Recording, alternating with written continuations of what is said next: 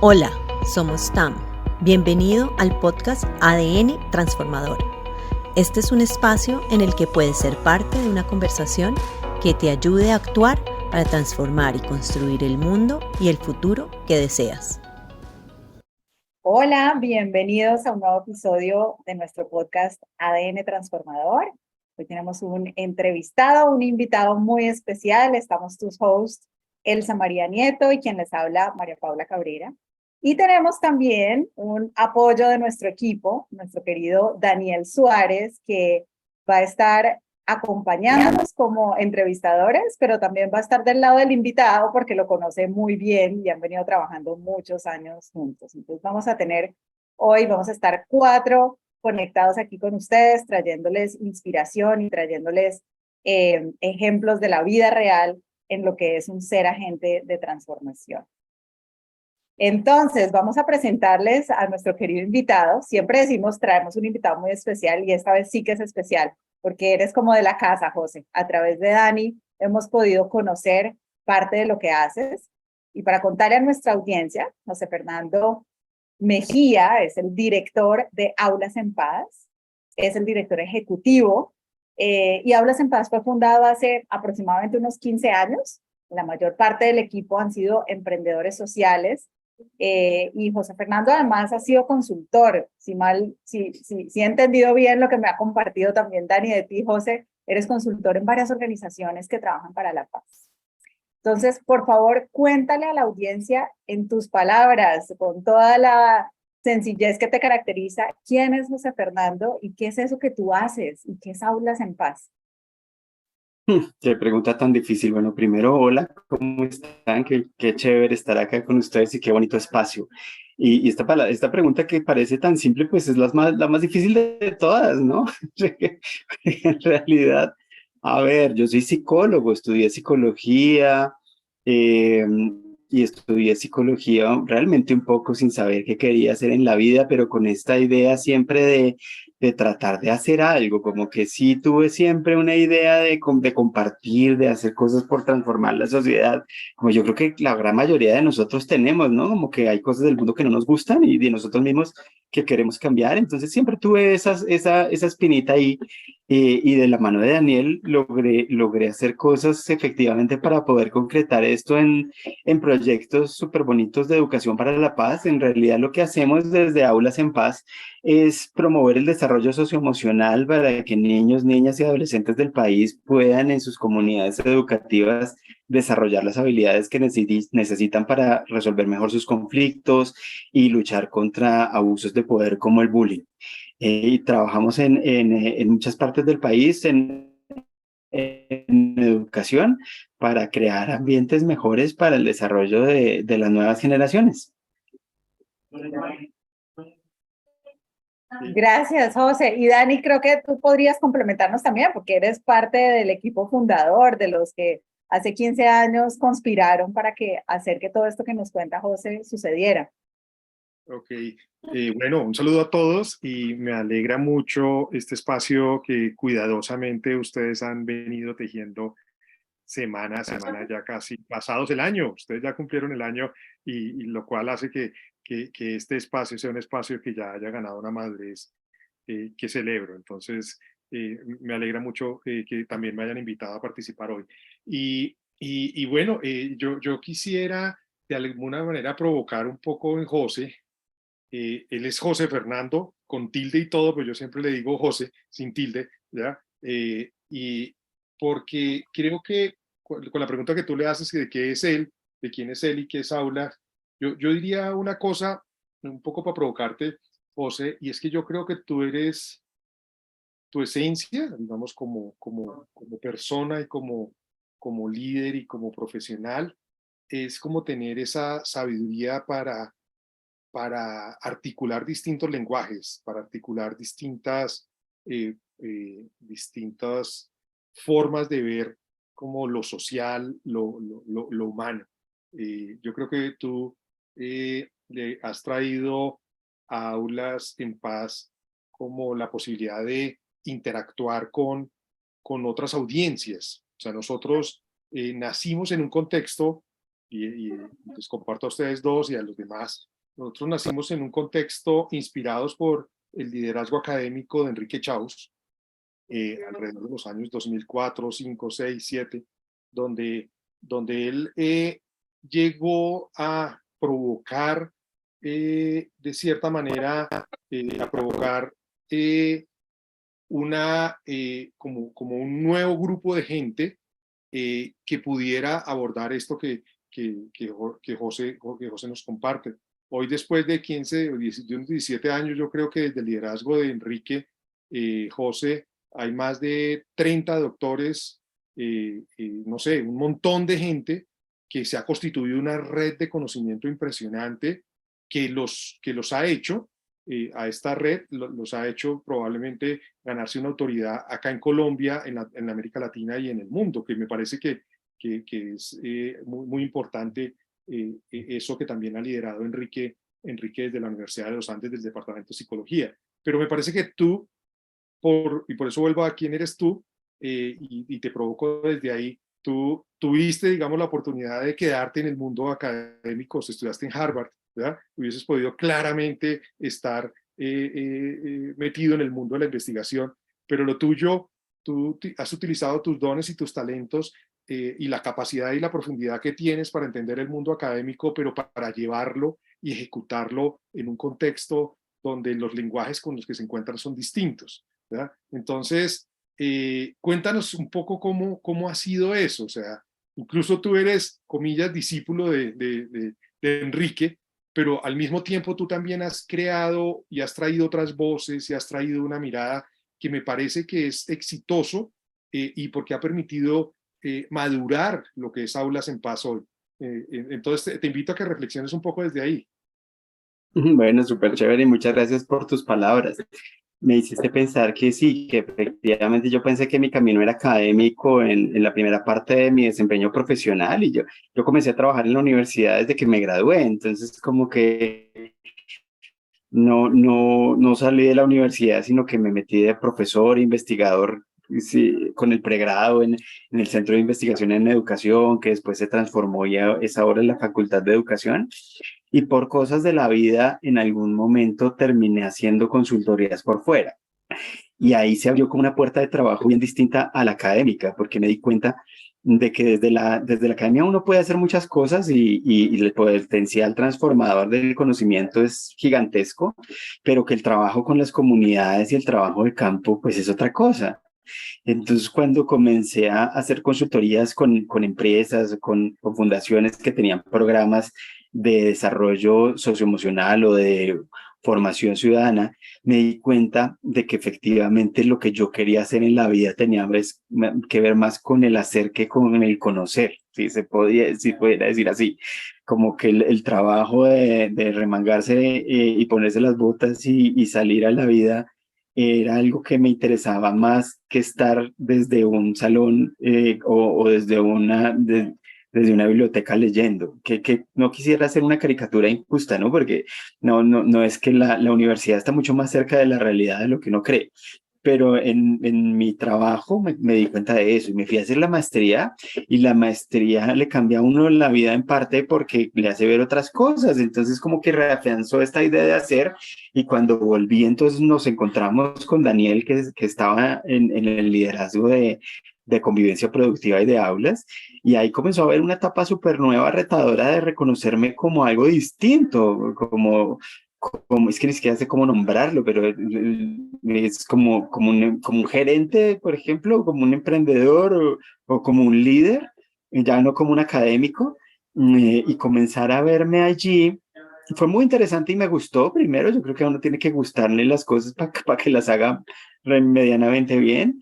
Y comencé a ver como el potencial transformador que había a partir de eso, que también yo siento que todos los seres humanos tenemos que darle sentido a lo que hacemos, inclusive las cosas que a veces nos cuesta a algunos pensar que tienen sentido y que se alejan de lo que hacemos, pero el sentido, por lo menos el mío, que tenía que ver pues, con la educación y con la transformación, comenzó a verse ahí. Y ahí comencé a descubrir un montón de cosas o a construir más que a descubrir, que siento que me han servido mucho para ejercer este rol. que es un rol que como siempre uno nunca termina de entender y pues nunca lo hace perfecto, pero algunas de las cosas que creo que me han salido más o menos bien con este establecimiento como de distintas de Beldo, que a veces uno no comparte, pero que son válidas e importantes. Y abrirse a la posibilidad de que incluso las formas más difíciles y las concepciones más lejanas tienen la misma validez que las que yo tengo, y que hay que abrirse efectivamente a eso. Ha sido bien importante en mi vida, sobre todo en los últimos años. Y eso implica pues hablar con gente diversa y que tiene opiniones contrarias. Y cuando volví de la maestría, como que todo esto que venía pensando de darle más importancia al hacer se reafirmó y llegué con la idea de comenzar a trabajar mucho más, ya no en consultorías, sino en algo que tuviera una incidencia más directa, como que también comencé a pensar en que ya no quería decirle a la gente lo que podía hacer mejor, sino que quería hacerlo yo. Y entonces ahí nos encontramos con Daniel y lo que Daniel había construido de convivencia productiva, que además confluyó con lo que trabajaba Enrique de Aulas en Paz. Y fue como un encuentro muy afortunado porque Daniel me dio la plataforma para hacer lo que yo quería hacer. Y además Daniel llevaba mucha más experiencia que yo en esto, entonces fue una figura muy importante de mentoría para que yo aprendiera muchas de las cosas que ahora puedo hacer, que tienen que ver con siento yo que se ha construido como de manera muy fluida, en términos de construir los puentes a los que mencionaba, a los que se refería Daniel, de hablar con gente distinta, con posiciones diferentes, y que ahora se ha vuelto como parte de no solo de mi estilo, sino de una búsqueda consciente e intencionada de comenzar a pensar en tejer lazos y puentes, de personas que pensamos distinto. Mientras más distinto, mejor. Mientras más lejos estemos, más retador, pero más importante construir esos puentes. Y es que pasa algo paradójico, y es que muchas de las personas y de organizaciones que nos dedicamos al trabajo de educación para la paz, algunas veces tenemos un relacionamiento entre nosotros que no es tan chévere y se crean a veces bandos, porque además los que estamos en esto metemos la vida en esto, entonces no es una conversación solamente técnica, sino que se vuelve una conversación muy profunda de principios y de identidad. Y eso paradójicamente tiene unos impactos en donde uno esperaría que la gente del campo pudiera tener unas relaciones súper bonitas y unas visiones compartidas, y a veces no es el caso. Entonces he estado pensando mucho en eso de cómo crear esos puentes, esos lazos, esos encuentros, para no pensar igual, sino en la diferencia, construir acuerdos sobre lo fundamental, y además casi siempre uno tiene muchas más confluencias que diferencias, ¿no? Entonces, verlas y potenciarlas me parece clave. José, déjame yéndonos de adelante para atrás y en este primer enfoque que estoy sintiendo que la conversación se va orientando, y es cómo tú como persona, cómo tú como ser, eres tanto gerente como eres agente de cambio, eres empresario, eres también líder, ¿verdad? Cómo en distintos momentos eso ha jugado. Entonces, cuando digo de adelante para atrás, estoy viendo, por ejemplo, una experiencia y un, un proyecto que para el país creo que cada día va a tener más espacio y más importancia, por ejemplo, Educapaz. Y lo planteo porque ahí configuran, ahí convergen, creo que las principales, una de las principales organizaciones de trabajo de educación para la paz desde la educación. Desde todo esto del desarrollo de las competencias socioemocionales. Y ahí eso quiero que nos compartas cómo es eso cuando tú estás sentado y originalmente Aulas ha tenido una identidad en el tiempo que viene, digamos, con mucha fundamentación académica, que además de eso viene con estudios, ¿ya? Donde se ha evaluado el impacto, ¿ya? Y se tiene, digamos, como tanto reconocimiento en ese contexto a otros escenarios donde está las organizaciones más políticas, las organizaciones más de base, los que piensan que esto de la educación no son habilidades y competencias, sino tiene que ver con un proyecto político. ¿Y cómo te toca a ti ahí jugar, que termina siendo pues presidente de junta de todo ese consorcio?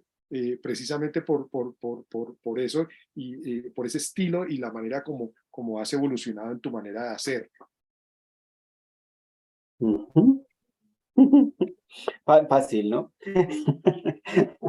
Pues a ver, mira, primero yo creo que hay una cosa que he descubierto en mí claro, yo la daba por sentada, pero que ha sido parte de lo que me ha llevado a lograr hacer esto con cierto éxito, y es como una característica personal de ser como, voy a llamarlo conciliador. Creo que yo tengo una cosa muy natural en términos de poder gestionar los conflictos de una manera pacífica y adecuada, y una visión que como siempre no solo es buena, sino que a veces es problemática, de tratar de ver las diferentes visiones de las cosas.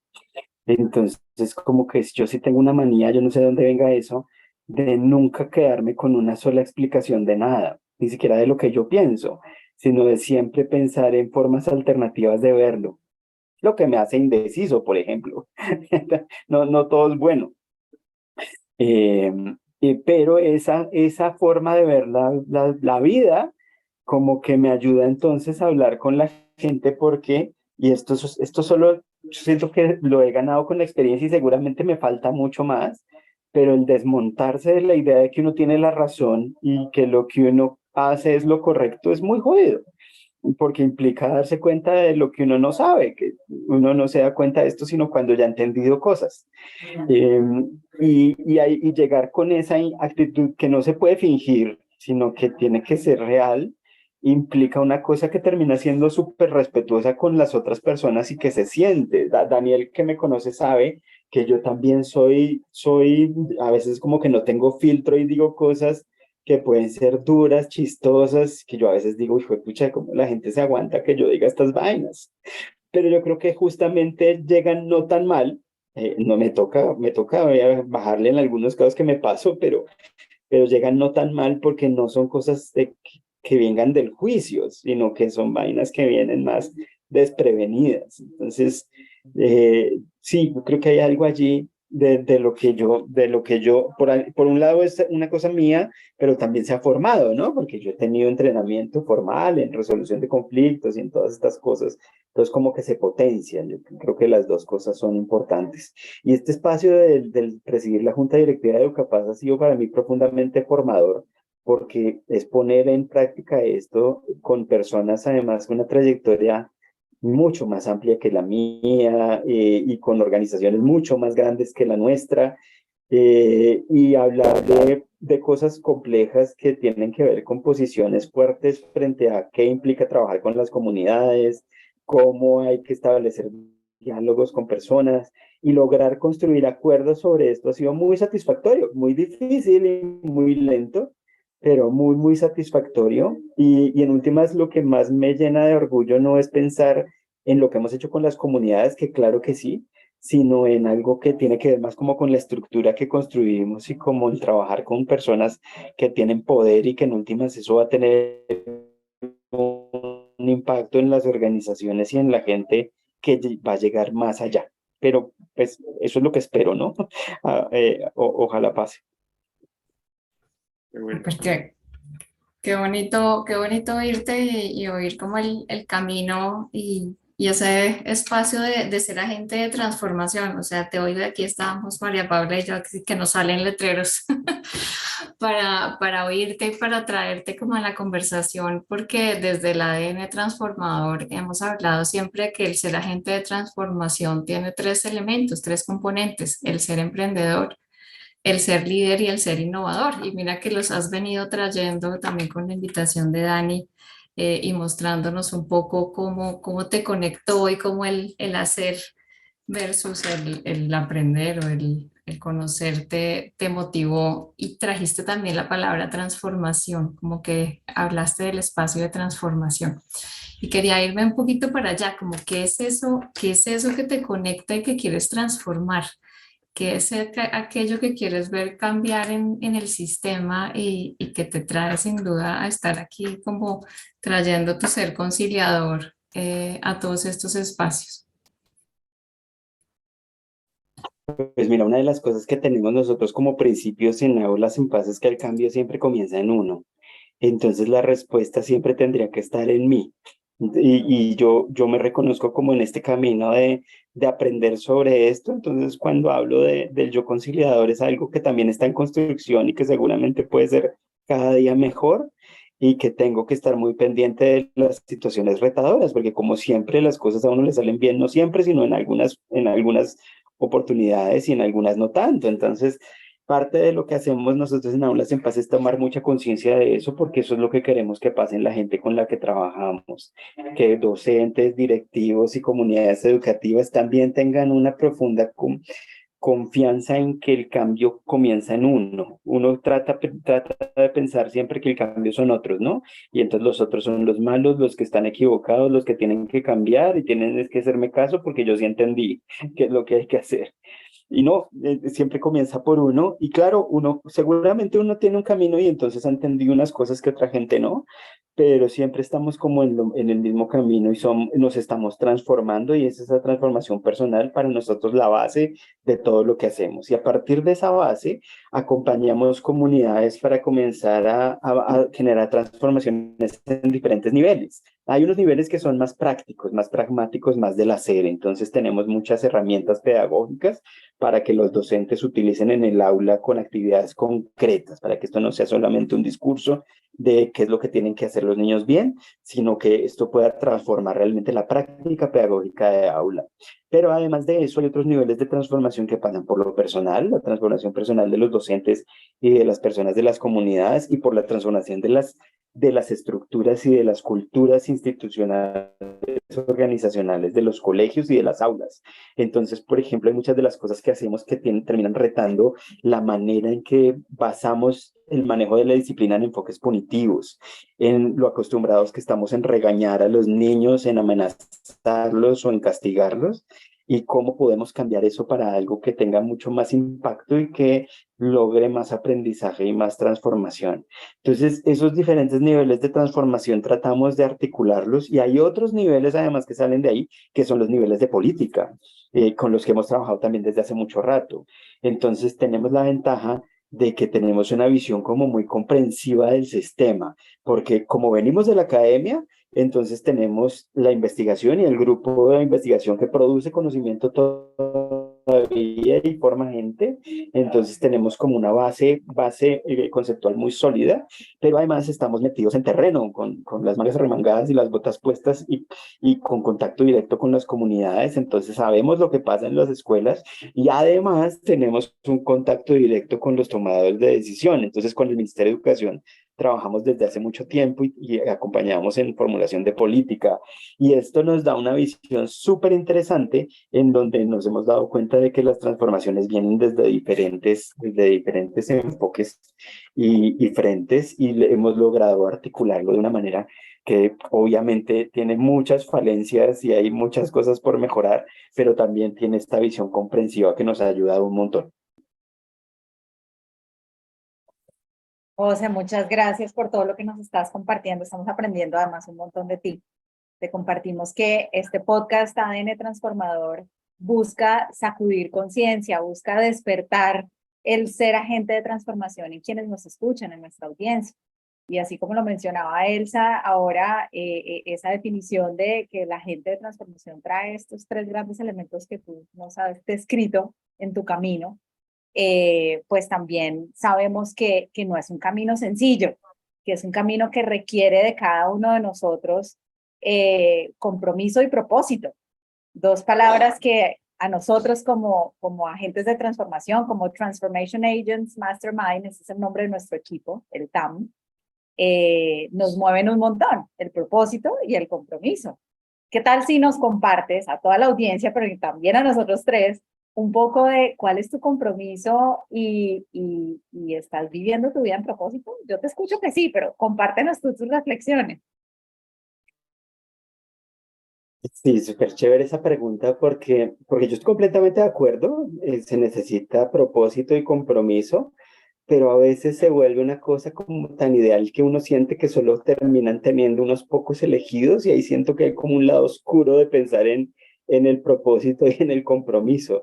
Yo creo que propósito tenemos todos, por un lado, y yo estoy absolutamente convencido de que todos tenemos un propósito altruista más allá de nosotros, con el que todo el mundo se puede conectar, que ahí hay algo que efectivamente no es que unos tengan y otros no. De golpe hay algo más explícito y más intencionado, pero yo creo que es parte del ser humano el tener un propósito en la vida que además tiene que ver con el sentido. La vida para todos los seres humanos tiene sentido y el sentido en general se construye sobre el propósito, creo.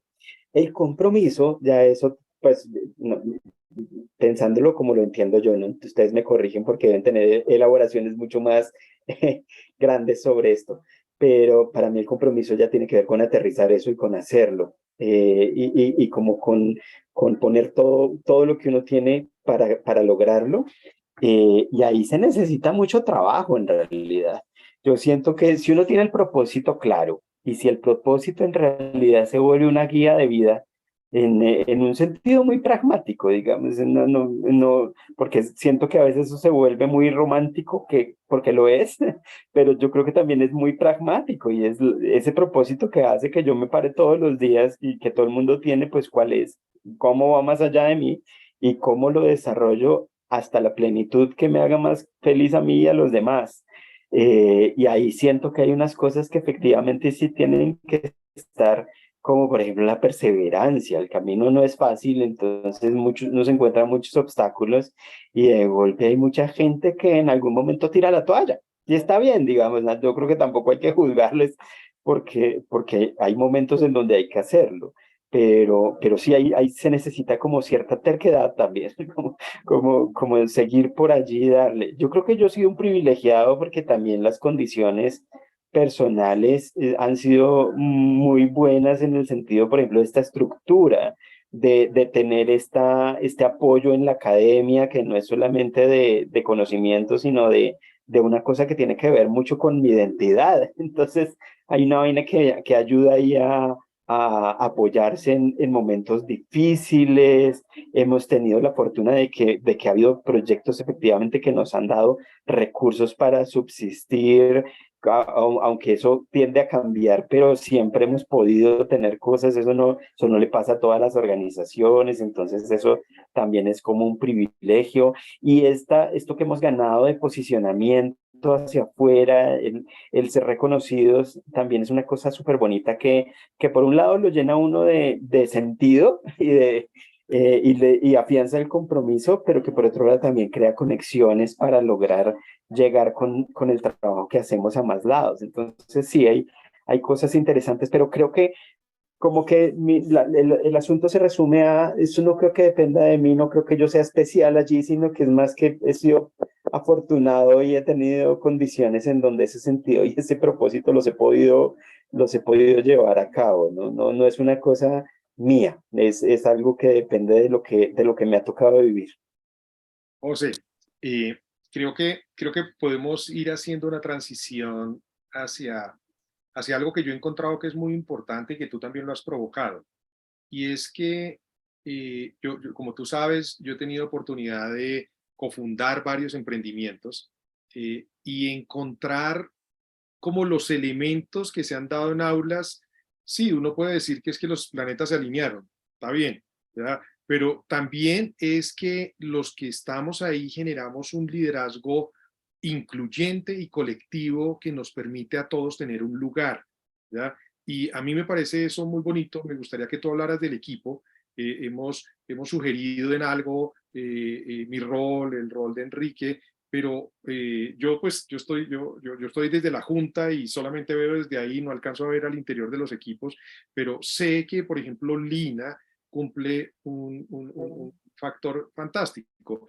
Yo les he compartido acá a mis amigos del TAM, yo me imagino eso en el TAM, ¿ya? Y los pongo de ejemplo. O sea, un inspirador y una persona tan rigurosa como Enrique, una persona como tú que logra articular distintos lenguajes, liderazgos, personas, una persona como Lina, que saca y que provoca lo mejor de ella, dado su propio, digamos, su propio vuelo, que es mucho, mejor dicho. Entonces, cuéntanos un poco de este liderazgo colectivo que ha habido. Sí, pues, en parte es esa descripción que haces que es magnífica y es encontrar algo que hacemos bien, pero hay algo que va más allá y que está en el trasfondo que para nosotros no es tan visible, pero que cuando uno ve otras organizaciones y otros mundos es absolutamente evidente, y es que nosotros, seguramente por ese liderazgo de Enrique, tuyo, mío y de Lina y de toda la gente que trabaja con nosotros, hemos logrado construir una organización que vive lo que predica, que en realidad siente y hace cosas consistentes con lo que quiere lograr. Entonces, por ejemplo, Aulas en Paz tiene un ambiente de trabajo maravilloso que hemos construido intencional y no intencionalmente, en donde la gente se siente libre y tranquila, en donde las personas nunca van a recibir un trato agresivo, donde las jerarquías existen y donde hay autoridad, pero no hay autoritarismo. Y eso por mucho tiempo fue invisible para nosotros y nos comenzamos a dar cuenta fue porque gente que salía nos decía, oiga, en realidad Aulas es una excepción, ¿no?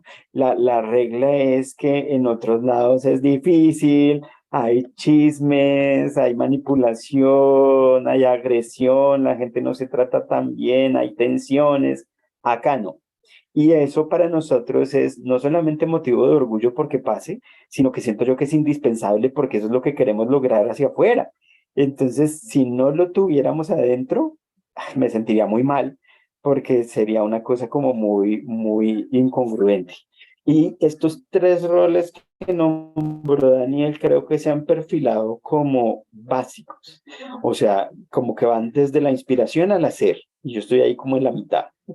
Entonces tenemos a Enrique como el gurú y el que da la línea gruesa, y a Lina como es la directora de operaciones que organiza la cosa y lo mete todo en la matriz de Excel para que ocurra.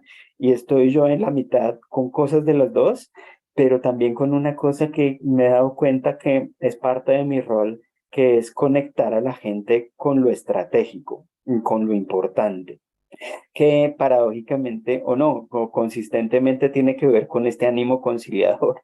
Fíjense que el ánimo conciliador implica en parte limpiarlas de las cosas sobre las que lo alejan a uno y enfocarse en las cosas que realmente importan, que son las que nos conectan.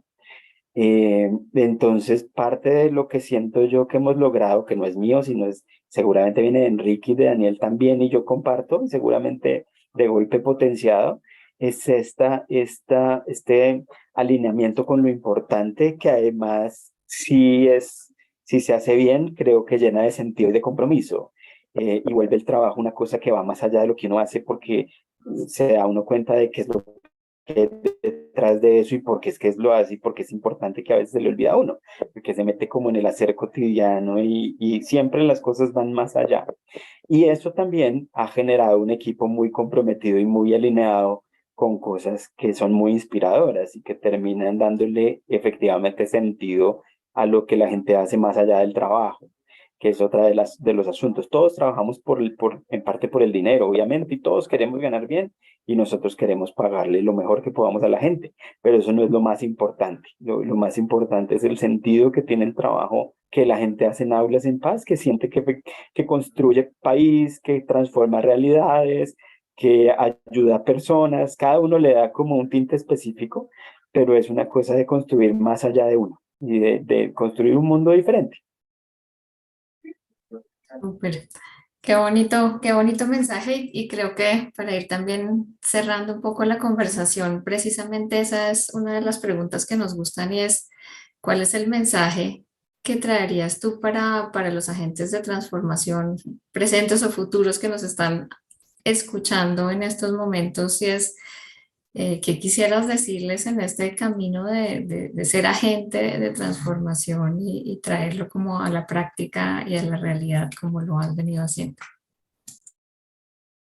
Uy, qué difícil. Yo creo que lo primero que se me ocurre es, recuerden que la transformación siempre comienza por uno. Es muy difícil no darse cuenta de eso muchas veces y uno siempre ve las cosas afuera, pero las cosas siempre están adentro también. Entonces se vuelve uno mucho más, se vuelve más poderosa la transformación que yo promuevo cuando comienza con mi propia transformación. Y a partir de eso, comenzar a irradiar eso en los demás de una manera respetuosa, abierta y cercana, creo que es la vía. Y además, si todos comenzamos a ir por ese lado, y nos metemos en esa línea, pues el potencial transformador de estas pequeñas transformaciones individuales, además de lo que uno puede lograr con lo que hace en su trabajo y los proyectos grandes, pues sería maravilloso. Y no desestimar las cosas pequeñas. A veces como que uno, sobre todo los que queremos cambiar al mundo, podemos entrar en frustración rápidamente porque no va a cambiar ni al ritmo que queremos, ni seguramente como quisiéramos. Entonces, darnos cuenta de las pequeñas victorias y que efectivamente lo que hacemos tiene impactos que a veces pensamos que son chiquitos, pero son gigantes. O sea, con un solo profesor que tenga herramientas distintas para trabajar con un estudiante y no gritarle, sino hacerle preguntas y lograr que piensen otras cosas, ya estamos abriendo una ventana de oportunidad para transformar una vida. Y ahí creo que ahí vuelvo al sentido que ustedes pusieron, ahí no pierdo mi sentido, que a veces se pierde como con la frustración. Y la frustración es propia de querer generar estas transformaciones porque son difíciles y lentas. Total, total. No, pues mira, yo creo que aquí podríamos durar 3 horas haciéndote preguntas. Tienes además 3 coaches aquí, estamos todos ya como listos para la que sigue. Pero para ir cerrando, José, aquí con todo lo que nos vas compartiendo, tan valioso y tanto más que podríamos sacar de ti, eh, quisiera como que nos invitaras a estos agentes de transformación en este empezar por mí mismo. ¿Cuáles son esas prácticas que tú quisieras invitar que han funcionado en ti, individuales, para hacer que todo empiece por ti? ¿Cuál es ese pasito a pasito, ese Kaizen, ese primer paso, esos primeros hábitos que quieres regalarnos para que podamos todos hacer que esa transformación empiece por nosotros? Bueno, primero es decir que esto es difícil, ¿no? No es una cosa porque suena fácil cuando uno la dice, pero es difícil. Entonces, por ejemplo, algo que yo trato de hacer siempre es cuando tengo una emoción fuerte, cuando me da rabia, por ejemplo, cuando tengo una discusión con alguien, cuando me encuentro con una persona que yo siento que es intransigente, que es conflictiva o que es difícil, trato de hacer el esfuerzo intencionado de devolverme y pensar qué es lo que está de mí acá y qué es lo difícil e intransigente mío que hay acá. Hay casi que una forma caricaturesca de verlo es siempre que hay una persona terca, siempre que yo creo que hay una persona terca, seguramente lo que está evidenciando es mi propia terquedad, porque si yo estoy peleando con ella es porque el terco de golpe soy yo. Entonces, ¿qué es lo que pasa en mí ahí? Y eso lo pone a uno como en un mood en donde no es tampoco dejar de ver las cosas que pasan con otras personas, pero es verlas distinto. Claro que las personas pueden ser tercas, pero yo también. Entonces, si estamos los dos tercos, pues entonces hay que comenzar a ver cómo balanceamos la cosa y no le echo la culpa solamente a la otra persona de que es terca y trato de convencerla, sino que estamos ahí construyendo juntos. Y eso como que comienza a construir una actitud que las otras personas reciben, aunque no se diga, es una cosa que se siente, y que le ayuda a uno a establecer una comunicación desde un punto distinto. Esa puede ser la próxima rabia que les dé a ustedes con alguien. Piensen que es lo que hay de aquí mío acá, que seguramente es lo mismo que está en el otro que me da rabia. Está clarísimo. Y como dices, más fácil decirlo que hacerlo, pero creo que sí es una de esas prácticas poderosas que nos invitas. Muchísimas gracias. Para ir cerrando nuevamente entonces, Dani, Elsa, algo que quisiéramos preguntarle o invitar o agradecer a José por este tiempo maravilloso que nos ha regalado. No, José, gracias por ese ejemplo. A mí me encanta, estar en la media distancia de aulas y ver que desde tu liderazgo y este liderazgo que compartes con los demás compañeros de aulas, estamos transformando paso a paso, espacio por espacio, con otras organizaciones, porque no somos solo nosotros, o sea, como nosotros hay varios que están contribuyendo en un contexto de una sociedad violenta, en un contexto donde muchos venimos trabajando por la construcción de paz, y vemos que cada día hay muchas razones para botar la toalla, ¿verdad? Entonces, gracias porque con el ejemplo que nos ofreces, has podido, con Enrique, con Lina y con los demás compañeros de aulas, llevar a aulas a la política pública, de llevar a aulas a ser un referente en el país donde cuando hay situaciones de bullying muy delicados, buscan y los llaman a ustedes. Y también cuando hay una situación en un país amigo, Perú, Ecuador, ya hay un referente en ustedes, en aulas, donde, como tú dices, es de adentro para afuera. Y déjame, lo celebro como miembro de junta, como cofundador y como amigo tuyo, que he visto esa curva de crecimiento donde realmente uno se siente orgulloso del amigo, del compañero de trabajo. Muchas gracias. Súper. José, ¿quieres decir algo más para despedirnos? No, súper chévere este espacio. Muchas gracias, Daniel, por tus palabras. En realidad valoro esa percepción que a veces no sé si se nota, pero que me hace sonrojar y como que creo que a veces es hasta exagerado como hablas de bien de mí. Entonces, súper chévere. Muchas gracias. Ahí vamos juntos. No, yo creo que la coherencia habla por sí sola, entonces José también recibe, ¿no? Recibe, que es importante recibir cuando hemos entregado mucho. Gracias, bueno. Gracias por acompañarnos y por traernos esta humildad como de tu propia transformación, pero sin duda de una transformación muy grande y un gran impacto en la sociedad, como lo menciona Dani. Qué lindo haberte tenido acá y poder haber compartido con nuestra audiencia tu propio proceso y lo que hay detrás de aulas. Y nos esperamos para nuestro siguiente episodio de nuestro ADN Transformador. ¿Te encantó lo que escuchaste en el episodio de esta semana? Bueno, la respuesta es simple. Significaría mucho para nosotros si puedes dejarnos una reseña y comentarios de 5 estrellas. Correr la voz realmente es la mejor manera de hacer crecer nuestro podcast y lograr cosas aún mayores. Gracias.